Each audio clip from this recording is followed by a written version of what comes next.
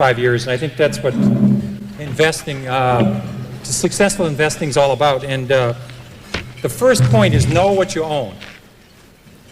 I can't believe how many people own stocks and they couldn't describe to an 11-year-old in 2 minutes or less why they own this thing or what it is. If you actually pin them down and you put a whip to them, they'd say the sucker's going up. That's the only reason they have for, and this is the normal kind of company that people buy. This is a very simple story. I own a lot of companies like this. They make a relatively mundane product.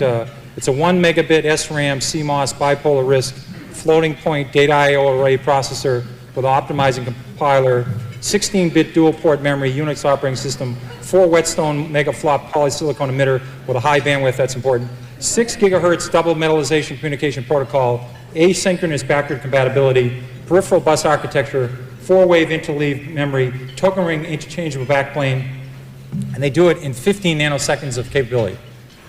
Now, if you own a piece of shit like that, you will never make money, never. Somebody come up with more whetstones, less whetstones, big mega flop. I mean, what do you do if this thing goes from 12 to 9? Do you buy more? Do you walk around the block? I mean, do you call your friends? I mean, what the hell do you do with something like that? People buy this stuff.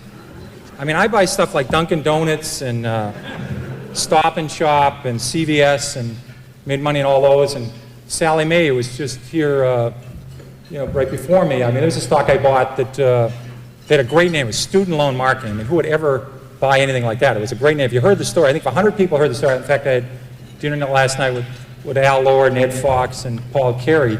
We're all in that roadshow in 1983. I think if 100 people looked at Sally Mae, they would have bought it, but 100 people wouldn't look at it because imagine loaning money to students. Imagine doing anything with students. And it was a great story. It was simple, and no one looked at it. So that's the kind of stocks I like to buy. But I'm telling you, people don't do this. And I'm talking sophisticated people, unsophisticated people. They don't know what the company is, what's the story. And it's very important to know it because it doesn't always work, and you have to keep posted.